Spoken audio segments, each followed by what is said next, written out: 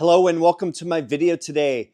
This past summer, I did a review on the VIOFO A119 Mini 2, which is right here. Today, I received a box in from VIOFO on their new A119 Mini Pro. This is an update that has 4K versus the 1440p in this unit. I'm also going to be getting a hardwire kit and a Bluetooth remote. So I'm going to open all that stuff up, install it in the car, and show you how it works. Let's get started.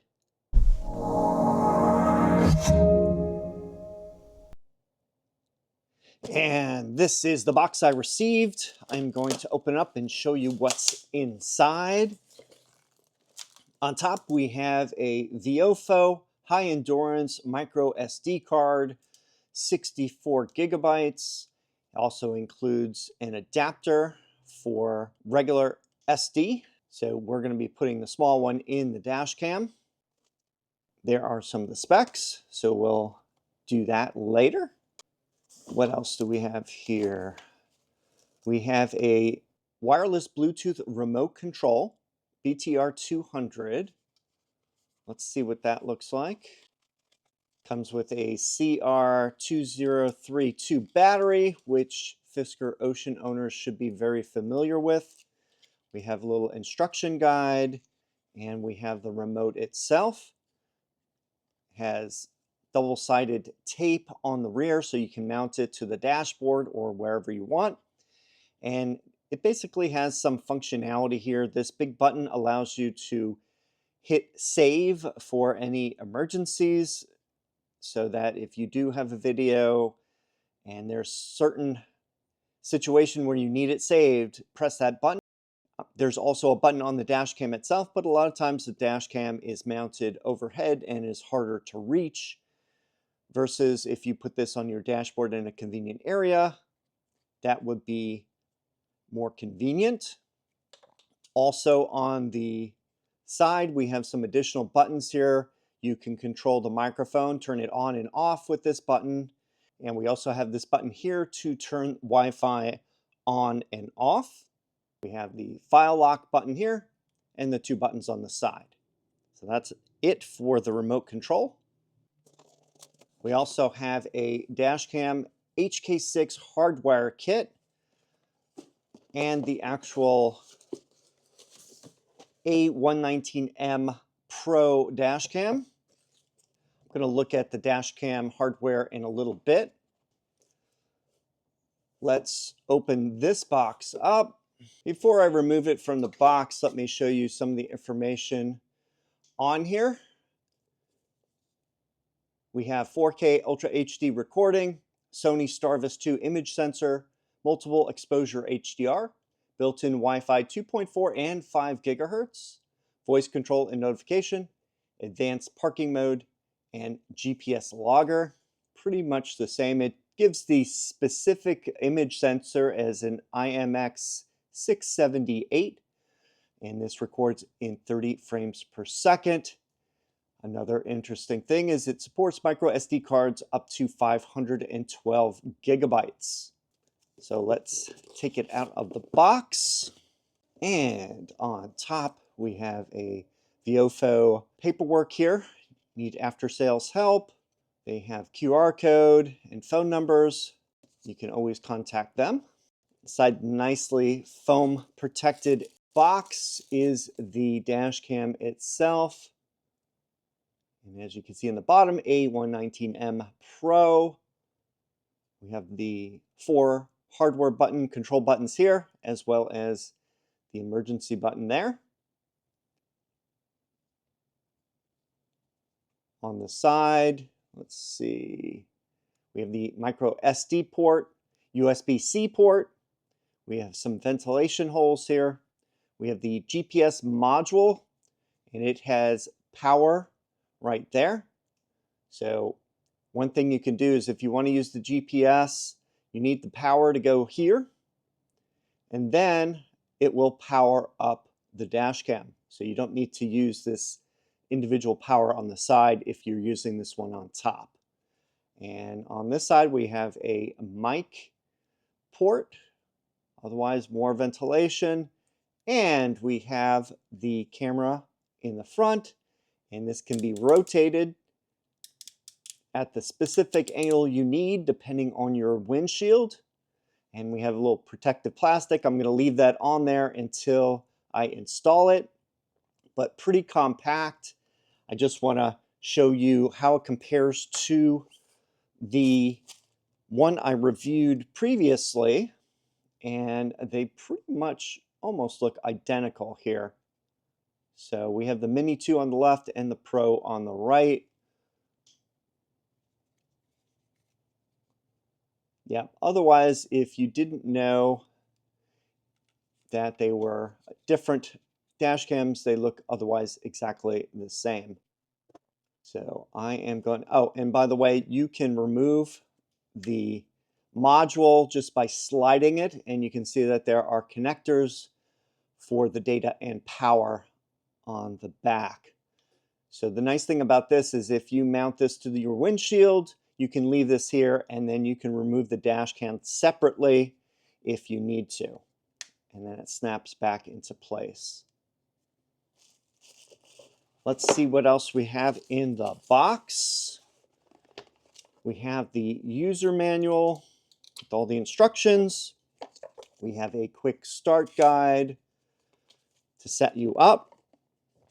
We have a VIOFO dashcam sticker you can put on your vehicle if you choose to do so.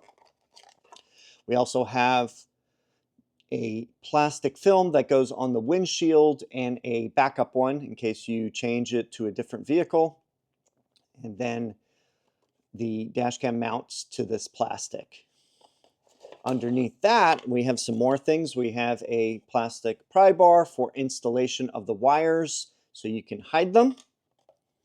We also have an included CFL or circular polarizing filter. And let me see if I can get that open. There we go. This mounts to the front of the dash cam. I can show you how that works here. Actually, I would need to remove this protective plastic because you don't want to have that on. So we have the clean lens below it. Then we take the filter and it will snap into place. You can see that there's little marks here. Slide that on, it will snap into place.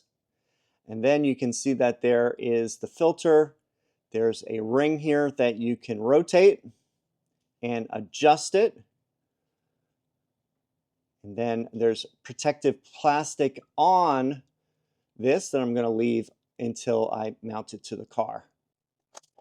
We also have a USB A to C cable for powering the unit. And we also have an extension cord. Let's get that out here. We have a 12-volt adapter. Remove that from the bag. So if you want to use the 12-volt adapter in your vehicle, you can plug this in and then route this to the front of the car. So that's an option. And lastly, we have some extra 3M double-sided tape in case you need to remove the mount and put it in a new location. So pretty much everything you need for installing the dash cam. I'm going to move all this out of the way. And lastly, we have the HK6 Hardwire cable. Let's open that up. It's everything in the box. We have an installation manual here. Goes through all the steps. And inside here, we have a module that controls the power. So it has output of 5 volts, 3 amps, and then you can have settings for the battery protection. You can have it so that if it goes below 12.4, 12.2, 12, or 11.8, I'm going to leave it on the lowest setting. And it accepts 12 volt or 24 volt inputs. We have the power connector on that side And that's, let's see, that's pretty much it for controls. So let's look at the wiring. And this gets attached to the vehicle. And this part here gets attached to that module like that. And then this part connects here. And then you would route this to the windshield area. And this gets mounted near the fuse box. We have the ground connection here. This spade connector is going to be attached to a bolt on the door threshold area. And it is marked with a label that says ground. Then we have two other connectors here. We have the ACC or accessory connector. This is going to be attached to a fuse that only operates when the car is in ready mode.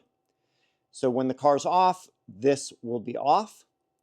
And then lastly, we have the battery plus connection, which means it is always on when connected to a fuse that stays on even when the car is not in ready mode. So we have to find the two fuses that match this. I have previously used the RF35 fuse for the accessory, so that is one I'm going to be using. But for the always on connection, I am going to be using most likely the RF21 fuse. So I'm going to open up the car and get to the fuse box and attach these to the fuses. One thing you need to know is which side of the fuse has the load and which is the line. So I already know that for this fuse, but I need to use a multimeter for the fuse that's going to connect to this one. Fuse taps make it easier to attach hardwire kits to the fuse box. They come in a variety of sizes. This is a standard fuse size. This is a mini fuse size. This is a low profile mini, and this is a micro or micro 2. We're going to be using the mini for my situation, since that is what is used in the Fisker Ocean's fuse box in the passenger cabin. I'm going to need two of them. So we're going to be using two of these fuse taps. The top one is going to be the yellow wire, which is the accessory connection, and that is a 10 amp fuse. So I'm going to be putting in 10 amp fuses for that one. Below that, we have the one that connects to the red wire, which is always on, and I'm going to be using the RF21 fuse, and that is 5 amps. So what you would do is on the fuse tap, the top fuse is going to be the one that is the new fuse, and your existing fuse is going to be on the bottom. To make things easier, I'm just going to be using the same fuse for both of these, and then I'll be installing them in the car. So I am going to put that one in and put these in. And here we go. We can see the two fuses in here for the 5 amp and the two in here for the 10 amp. While I'm here, let me open up the memory card here. It's important to use high endurance SD cards on dash cams since they are put through a lot of wear and tear. So let's install it like that and then push it in with your fingernail. Then if you ever need to remove it, you just do the opposite press, then pull it out. However, you may not need to take the micro SD card out very often since you could use the phone app to transfer the video files. Let's go to the car and get this set up.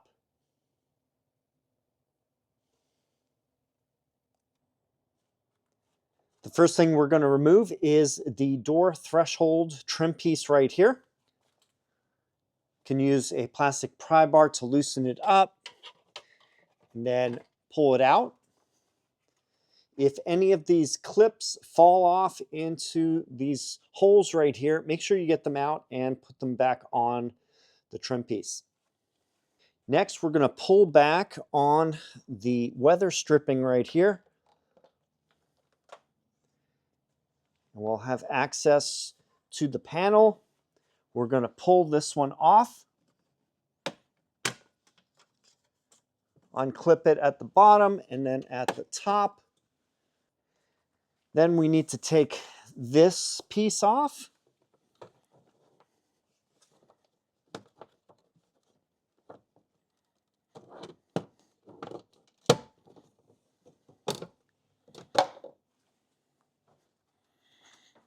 Next, we're going to take a T20 screwdriver and remove the screw right here. And as a tip, you really don't need to put this one back in. This will save time if you need to do this in the future. You will be able to pull this panel off by leaving all of this weather stripping and the trim panel back in.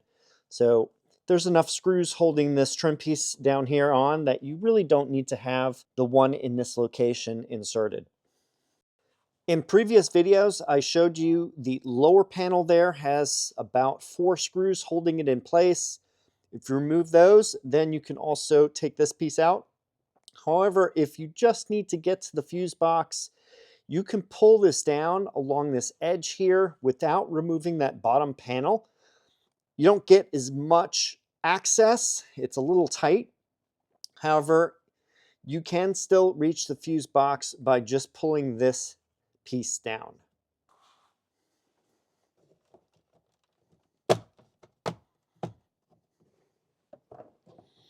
And the fuse box is right in here. RF35 is the fuse at the very end. It is 10 amps. I'm going to remove it right now. So when we remove the door threshold piece, there are 2 grounding straps right here. I'm just going to use the one that's closest to the fuse box, and that's where I'm going to attach that spade. In the meantime, I'm also going to be testing which of the slots is the line, which has the 12-volt power. So I am going to put my multimeter on the ground, and then I'm going to put the other one in the slot and test the voltage.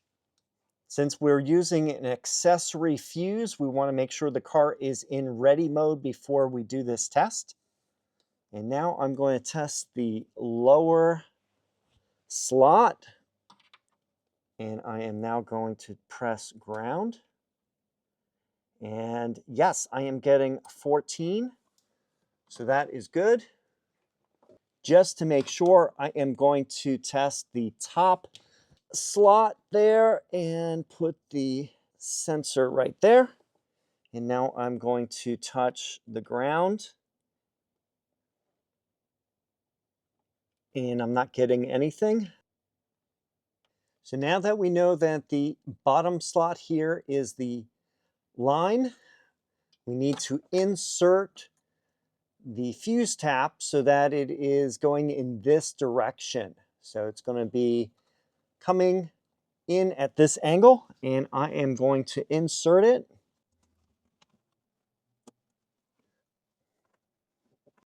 We see this 5 amp fuse that I'm pointing to right now. That is RF21, and it's the always on fuse for the front USB ports. What I need to do now is remove that fuse and test which side is the powered side that will show 12 volts with my multimeter. So I'm going to check that out right now.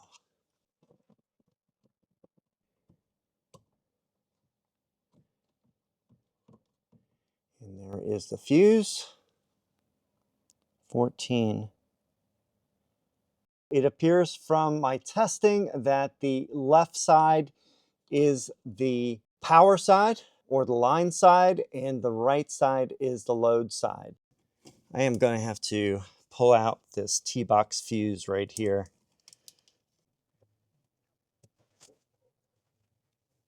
There we go. So we have the fuse right there.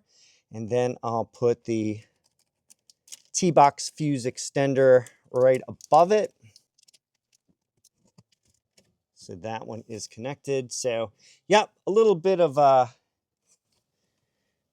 adjustment here to get everything in, but that's what it looks like with the fuse tap in that location. So here we have the fuse box area. The last wire we have is for the ground. So let me point this down, and we're going to be attaching it to this grounding bolt right here. We need to use a 10mm socket to loosen it up just a tiny bit. And then we're going to slide this spade connector right under that bolt. And then we just tighten it back up. So we have the connector here for the module. Any of the extra cable I don't need. I am just going to tie that up. And then I'm going to insert this whole piece right back in there. I happen to have a zip tie here to keep everything from moving around. Now we have the USB cable that goes all the way to the dash cam. And depending on the length of that, some of the extra cable we're going to have to put in this area here. So I am going to connect this to the box like this. And I am going to take this cable and route it to the rear view mirror area. And I'm going to leave lots of slack here, and I'm going to leave this area open so that when I'm done, then I can just tidy everything up behind this panel. One thing I suggest doing before we leave this area is making sure that the USB cable works with the dash cam.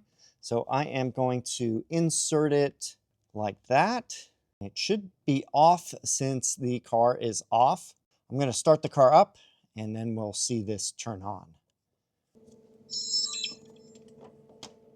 And there we go. So we have power to the dash cam. So that is definitely a good sign. I'm going to disconnect it now so I can route that cable. I'm in the passenger seat of the car. I'm going to be locating the dash cam right around here. And then I am going to route the USB cable behind the plastic and then along the windshield area, all along the top to the corner, and then down the A-pillar. You can use the plastic pry bar to wedge the cable behind any of the plastic or trim pieces.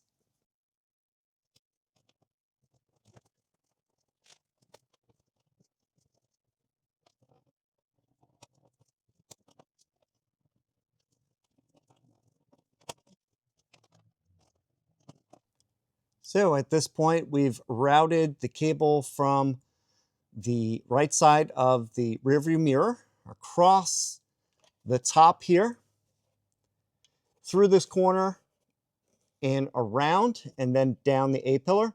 So you just want to avoid any of the airbags that are in this area. So just have it route behind this and don't go in this area here on the inside. The outside is fine since there's a channel out here. And then there's the weather stripping. We'll keep that in place. So just have the cable go all the way down here. And then the fuse box is right there. So not too bad on this side. So the wire comes out right here and goes right down this area. I am going to push back on the weather stripping. So not a whole lot of extra cable here. So I am just going to do the same thing as before. I am going to wrap it up, then put it inside that zip tie. Nice and tidy. We got all the cables where they need to be. And I can now put the trim pieces back in place.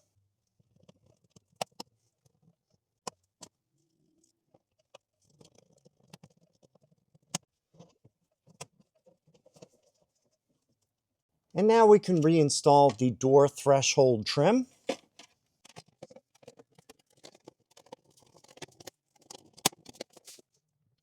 So now for locating the dash cam itself, I am going to put it to the right of the rear view mirror.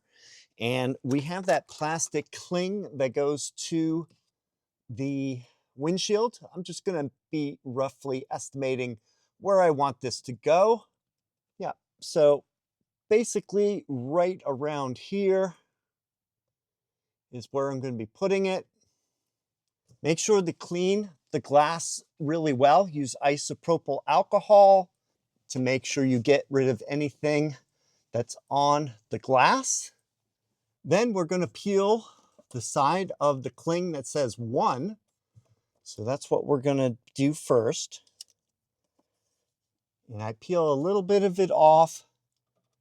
And then I am going to put it right in this vicinity here.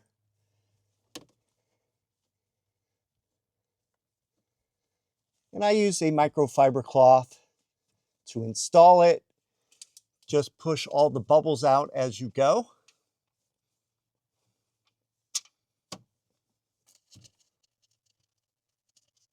And then we peel that second protective coat off, like so.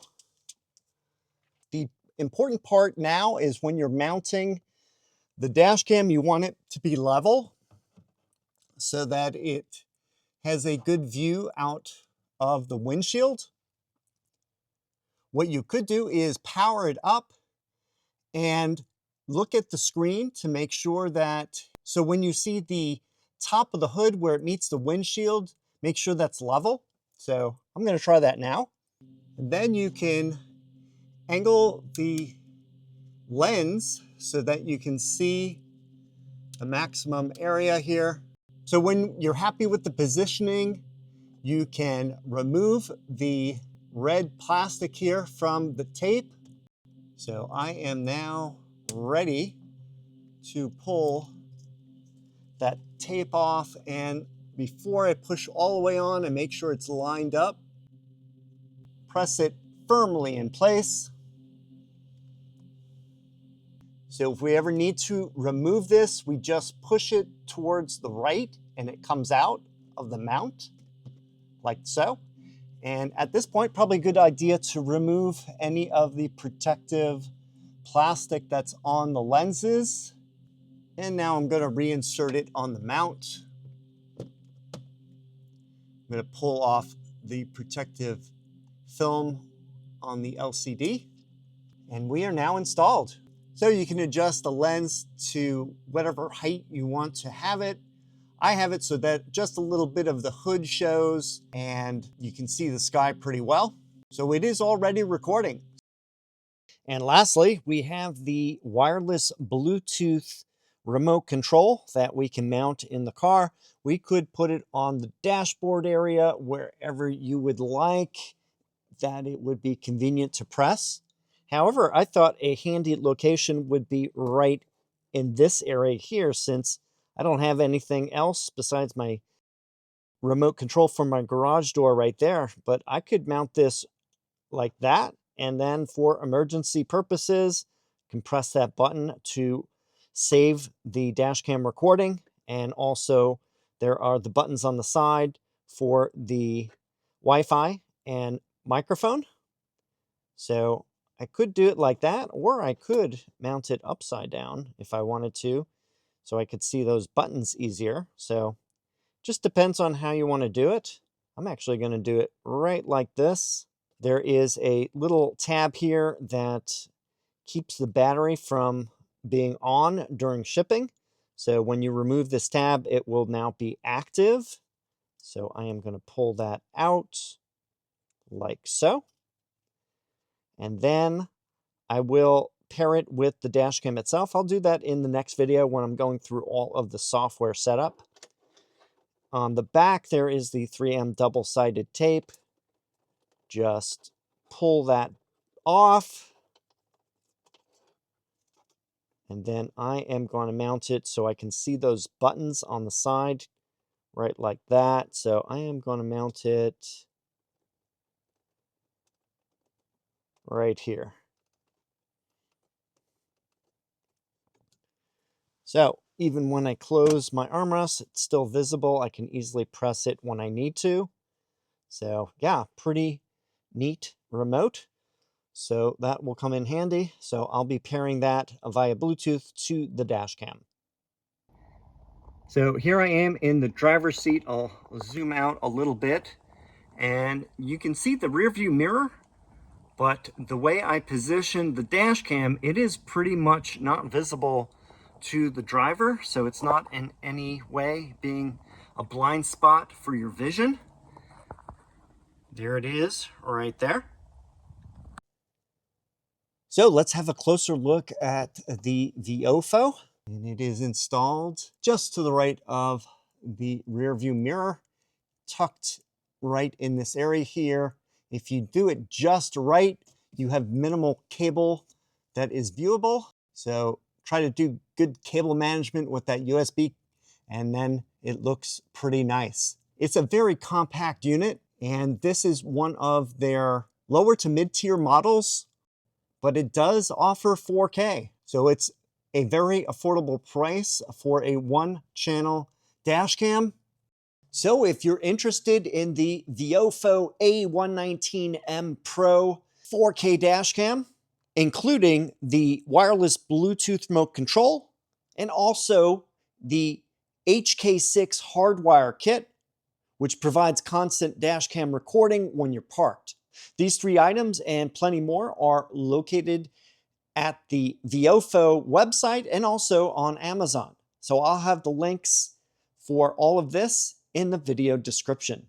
In part 2, I'm going to be covering the software setup as well as how to use it with your phone, and I'm going to give some driving examples. If you have any questions or comments, please leave them down below. Thanks for watching, and I'll see you in the next video.